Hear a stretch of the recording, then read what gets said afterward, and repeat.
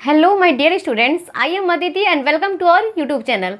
सो students, मुझे उम्मीद है कि आप सब अच्छे होंगे। ठीक है, तो इसी के साथ अपनी क्लास को स्टार्ट करते हैं। आज क्या आप पढ़ने वाले हो? Exercise set 5.5। इसके पहले के जो एक्सरसाइजेस हैं 5.4, 5.3, 5.2 या फिर जितने भी से चैप्टर्स पहले हैं, सबके जो भी सॉल्यूशन है बहुत ही ईजी वे में इसी चैनल पर आपको मिल जाएंगे।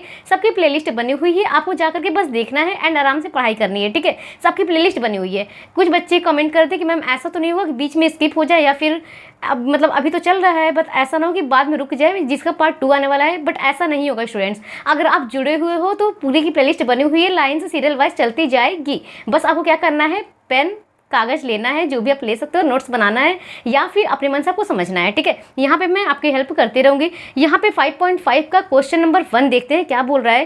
क्वेश्चन नंबर फर्स्ट है, find the length of the chord of a circle where the radius is 7 centimetre. यहाँ पे रेडियस क्या दिया है? 7 सेंटीमीटर दिया है। मान लो एक सर्कल है, फिगर यहाँ पे मैं ड्रॉ कर दी हूँ ताकि टाइम ना वेस्ट हो। ठीक है, यहाँ पे एक सर्कल है जिसका सेंटर जो माना गया है वो माना गया है। सेंटर से आपका जो यहाँ पे पॉइंट है, इसकी जो रेडियस है वो 7 सेंटीमीटर है। अगर ये 7 सेंटीमीटर है तो यहाँ से आप कोई भी पॉइंट लोगे तो वो 7 सेंटीमीटर ही रहेगी। इसके बाद बोला है क्वेश्चन में, and perpendicular distance is 6 centimetre. अगर आप कोई कॉर्ड माने हो, कॉर्ड ए बी, ठीक है, तो जो इसे परपेंडिकुलर ड्रॉ कर रहे हो अपना ओ से यम तक, आप यहाँ यम एन कुछ भी मान सकते हो, जो परपेंडिकुलर आप ड्रॉ कर रहे हो वो आपका 6 सेंटीमीटर है। एंड फाइंड करना है length of the chord of a circle. आपको क्या फाइंड करना है? Length of the chord of the circle, मतलब कि ये जो कॉर्ड आपका है ना, इसी की लेंथ फाइंड करनी है कॉर्ड ए बी की।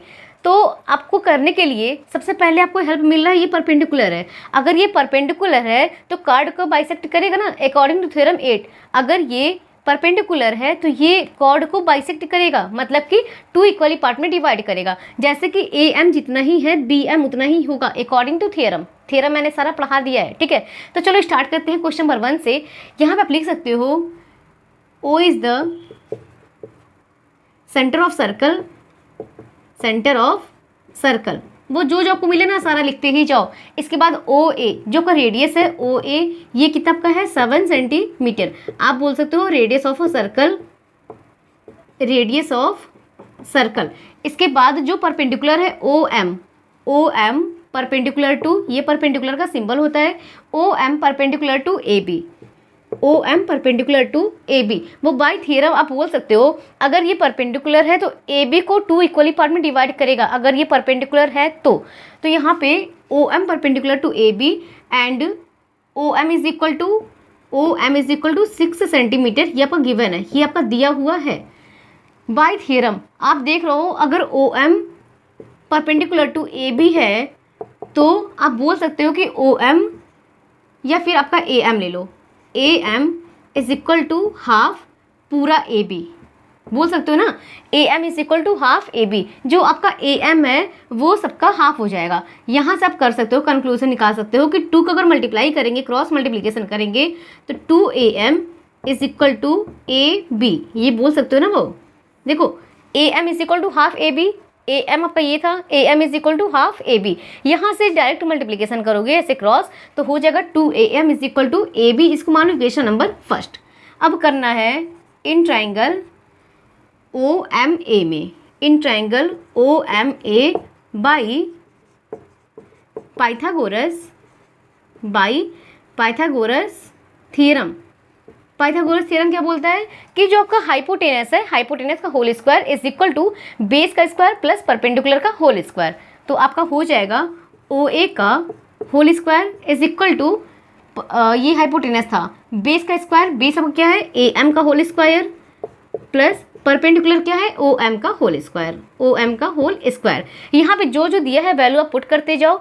ओ ए कितना है? 7 सेंटीमीटर, 7 का whole square is equal to A M आपको नहीं पता है, आपको यही फाइंड करने हैं। ठीक है, प्लस ओ एम कितना है? 6 का होल स्क्वायर। अब यहाँ हो जाएगा 49 is equal to A M का होल स्क्वायर प्लस 36। 49 36 इधर आ जाएगा तो minus 36 is equal to A M का होल स्क्वायर। इसके बाद करेंगे, इसमें से माइनस करोगे तो हो जाएगा ए एम का whole square is equal to 13, A M is equal to root 13 centimetre. आपका कितना हो जाएगा, A M is equal to √13 centimetre. And आपको पता है by equation first 2am is equal to A B, जो आपका ए बी है ना वो A M plus B M से मिल के बन रहा है। क्या बोलोगे, जो कॉर्ड ए बी है वो A M plus B M से मिल के बन रहा है, मतलब कि A B is equal to 2am। अगर A M plus A M दो आप ऐड कर रहे हो तो आपको पूरा ए बी मिल जाएगा, सही है ना बात। तो यहाँ पे करेंगे बाई इक्वेशन फर्स्ट 2am की value √13 is equal to A B, या फिर A B is equal to 2√13 centimetre आपका आ जाएगा आंसर। वो मुझे नहीं लगती है कोई भी आपको इसमें प्रॉब्लम होगी, क्योंकि सारा क्लियर दिखाई दे रहा है। 2 आपका वैल्यू दिया हुआ था, आपको तीसरा फाइंड करना था। तीसरा फाइंड करने के बाद 2 से मल्टीप्लाई किए, ए बी की वैल्यू आ गई है। फिर भी अगर कोई आपको दिक्कत होगी आप कमेंट बॉक्स में कमेंट कर सकते हो, उसका रिप्लाई मिल जाएगा। यहाँ पे क्वेश्चन नंबर 1 होता है कंप्लीट। नेक्स्ट पेज पे मूव करते हैं क्वेश्चन नंबर 2 की तरफ। चलो नेक्स्ट मूव करते हैं क्वेश्चन नंबर 2 पे। क्वेश्चन नंबर 2 क्या कह रहा है, ध्यान से समझना। 2a, explain why the following statement is true if the perpendicular distance of a chord from the center is d and the radius is r। वो क्या दिया हुआ है, जो आपका ये पहले 6 था ना, अभी वो स्मॉल d कर दिया है। जो आपका 7 सेंटीमीटर रेडियस था वो स्मॉल r कर दिया है। बाकी सारा सेम है, ये आपका परपेंडिकुलर है ए बी पे, बाकी इसको माना गया है m, यहाँ पे माना गया है o। एक बात बताऊँ, मैं इसको इरेज भी नहीं की थी, बस यही क्या होता है जो r था d था बस वही चेंज किया गया, बाकी फिगर सारा सेम है ताकि दोबारा ड्रॉ ना करना पड़े, ठीक है। यहाँ पे है इसके बाद from the centre is d and the radius is r, then the chord length is 2 √r² minus d square. आपको लेकर के क्या आना है, 2 √r² माइनस d स्क्वायर। चलो सॉल्व करते हैं इसको, क्योंकि इतना आपको लेकर के आना है। क्वेश्चन नंबर 2 बहुत सेम, फिर से आपको वही लिखना है जो आप उसमें लिखे थे। O इज द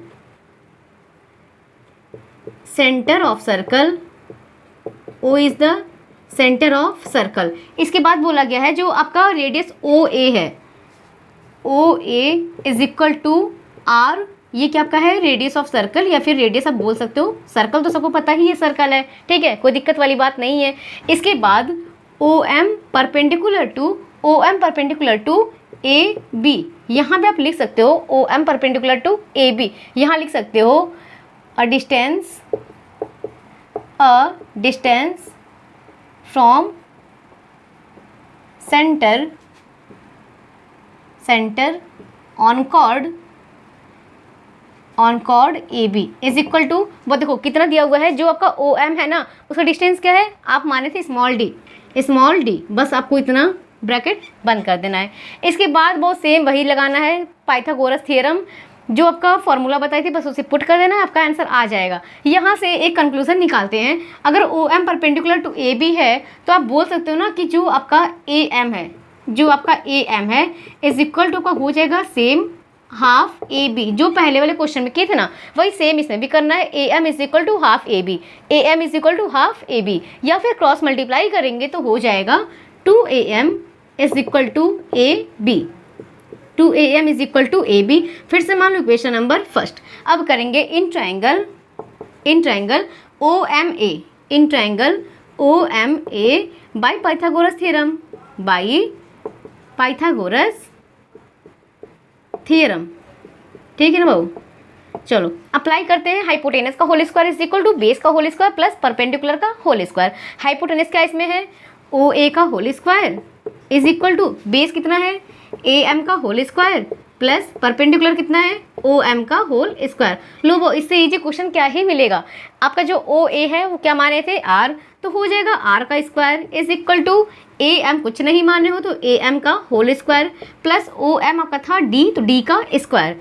इसके बाद आर स्क्वायर, ये डी स्क्वायर इधर मूव करेगा तो हो जाएगा minus D square is equal to A M का होल स्क्वायर, या फिर A M is equal to root R square minus D square. इतना तो आपको आ गया है, बट प्रूफ क्या करना था कि A B is equal to 2r square minus D square. अब जितने भी स्टूडेंट्स देख रहे होंगे ना सभी बच्चे कर लेंगे, इसके बाद क्या आपको करना है सबको पता होगा। चलो करेंगे बाई इक्वेशन फर्स्ट। यहाँ पे इक्वेशन क्या था 2am is equal to A B. अब 2 इंटू ए एम की वैल्यू आप बोलोगे ma'am R square minus D square, वो ये आर स्क्वायर है, ठीक है, R square minus D square is equal to A B, या फिर आप इसको बोल सकते हो A B is equal to 2 R square minus D square, इसमें कोई भी दिक्कत वाली बात नहीं है, आपको समझ में आ गया होगा। मुझे उम्मीद पूरी की पूरी है, 101% भरोसा है कि आपको ये समझ में आ चुका होगा। तब भी कोई डाउट होगा तो कमेंट कर सकते हो। यहाँ पे क्वेश्चन नंबर 2 होता है कंप्लीट। नेक्स्ट पेज पे देखते हैं क्वेश्चन नंबर 3। चलो नेक्स्ट मूव करते हैं क्वेश्चन नंबर 3 की। एंड आज के लेक्चर का ये लास्ट क्वेश्चन है, क्योंकि एक्सरसाइज 5.5 में ओनली 1 to 3 ही क्वेश्चन है, तो 3 क्वेश्चन सॉल्व करते हैं। क्वेश्चन नंबर 3 है आपका, in a circle if the distance of chord A B from the centre is twice the distance of another chord C D from the centre. वो line अपने आप में ही बहुत इंपॉर्टेंट लाइन है, क्लू यहीं से मिलेगा। आपका जो ए बी कॉर्ड है ना, जो आपका ए बी कॉर्ड है, एक आपका सी डी कॉर्ड है, जो आपका सी डी है वो ए बी का डबल है, ट्वाइस है ना, ट्वाइस मतलब कि डबल। या आप बोल सकते हो जो आपका ए बी कॉर्ड है वो सी डी का हाफ है, दोनों लाइन सही होगा। या ए बी आप बोल सकते हो सी डी का हाफ है, या फिर बोलो जो आपका सी डी कॉर्ड होगा वो आपका ए बी का ट्वाइस है, मतलब कि डबल है। अगर ये आपका 2 सेंटीमीटर है तो आपका ये 4 सेंटीमीटर हो जाएगा। इसके बाद क्वेश्चन में बोला है then can we conclude that C D is equal to 2AB। तो क्या हम कंक्लूड कर सकते हैं C D is equal to 2AB। इसके बाद क्वेश्चन है give reason for your answer. आपको रीजन भी देना है कि अगर है तो क्यों है, नहीं है तो क्यों नहीं है, ठीक है, दोनों का रीजन आपको देना है। तो चलो स्टार्ट करते हैं क्वेश्चन नंबर 3। यहाँ पे 3 के लिए चलो स्टार्ट करते हैं। सबसे पहले क्या आपको करना है, let distance of chord C D from centre. वो देखो जो आपका सेंटर से यहाँ पे परपेंडिकुलर है ना, इसको डी रखा गया है, स्मॉल डी। यहाँ पे जो सेंटर से परपेंडिकुलर है इसको रखा गया है स्मॉल 2D, क्योंकि आप देखो ये कॉर्ड है कि ये कॉर्ड है, जितना ही बड़ा कॉर्ड आप बनाओगे ना सर्कल में, उतना ही आपका ये जो डिस्टेंस है परपेंडिकुलर का वो कम होता जाएगा, छोटा होता जाएगा। आपको ये रियलाइज़ हो रहा होगा कि जो ये फिगर बना है यहाँ पे जो आपका सेंटर है, ठीक है, तो सेंटर से जो यहाँ पे परपेंडिकुलर है इसकी जो डिस्टेंस है वो कम है एंड इसकी डिस्टेंस ज़्यादा है।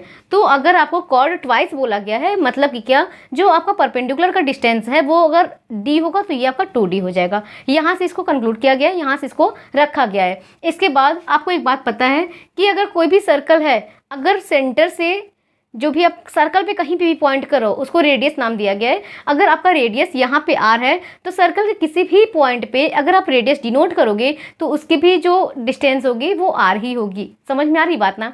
चलो अब यहीं से स्टार्ट करते हैं। क्लू आपको मिल ही चुका है।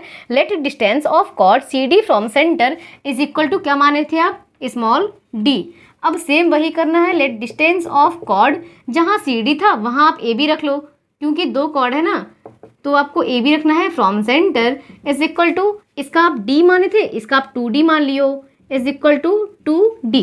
यहाँ तक बात समझ में आई? अगर समझ में आए तो थम्स अप करते रहना, क्लास को एंजॉय करते रहना। इसके बाद आपको लिखना है length of chord, length of C D. आप लेंथ ऑफ सी डी पहले फाइंड कर लो। लेंथ ऑफ सी डी वो क्वेश्चन नंबर 2 में जैसे आप किए हो ना, मान लो कोई एक कॉर्ड दिया था, आपका आंसर क्या था, R square minus D square आया था ना। इसका जो आपका आया था आर नहीं, आपका आया था 2 रूट में R square minus D square, जब आप पूरे ए बी का निकाले थे, फाइंड किए थे, याद आ रहा है कुछ?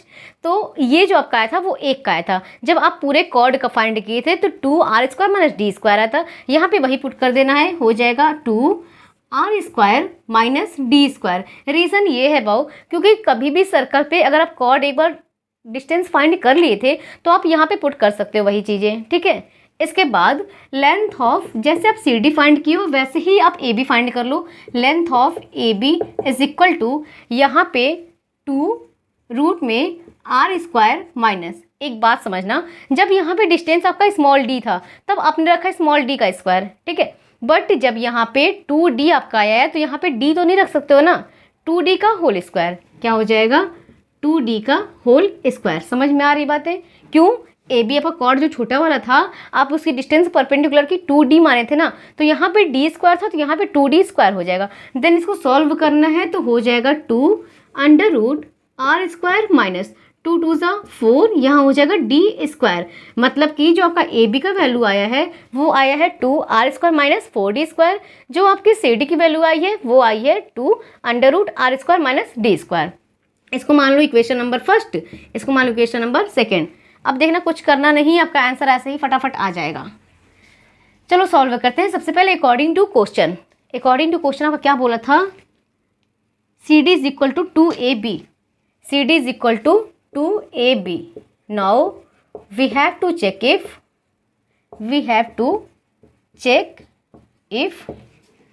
AB is equal to 2CD. CD is equal to 2AB. CD is equal to 2AB. अब देखो CD की वैल्यू आपने फाइंड किया है, जस्ट फाइंड किया है, हो जाएगा 2√r² minus d² is equal to 2 का ऐसे ही आप रख दो 2। अब AB की वैल्यू क्या आपका था 2√r² minus 4d² by equation first and second. लो भाई आपका आ चुका है यहाँ से। अब आप बोलोगे मैम 2 से 2 तो कैंसिल हो जाएगा, जाहिर सी बात है, तो एकदम बिल्कुल सही है। यहाँ पे हो जाएगा r² minus d² is equal to 2r² minus 4d²। एक बात बताओ, दोनों का जो आपका आ रहा है आंसर, क्या वो डिस्टेंस सेम है? आपका ये आया था ना CD is equal to 2AB, question में दिया गया था, इसी पे आपको बस पुट करना था, आंसर लेके आना था। आप खुद देखो क्या ये दोनों सेम आ रहा है। आप बोलोगे मैम कभी भी ये इक्वल नहीं आ सकता है, क्यों? डिस्टेंस आपका अलग अलग जरूर ही होगा, तो यहाँ पे नॉट इक्वल टू कर दो, सिंपल, बस यही आपका आंसर हो जाएगा। अब जो लाइन लास्ट में दिया था वही लाइन आपको लगा देते हैं क्वेश्चन में। आपका था, आप बोल सकते हो we can not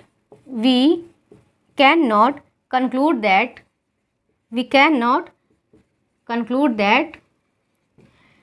that CD is equal to 2AB। कभी भी आपका ये संभव नहीं है, हो ही नहीं सकता है, ये आपका हो गया प्रूफ। रीज़न मांगा था, रीज़न आपका पूरा एक पेज का रीज़न हो चुका है, ठीक है। अब इसके बाद मुझे नहीं लगता है कोई भी आपको डाउट होगा, अगर होगा तो आप पूछ सकते हो, एकदम फ्री हो, कोई दिक्कत वाली बात नहीं है। यहाँ पे एक्सरसाइज 5.5 होता है कंप्लीट, जो आपका 9th का गणित मंजरी है, इसके अकॉर्डिंग। अभी आपसे मिलते हैं नेक्स्ट लेक्चर में 5.6 के लिए।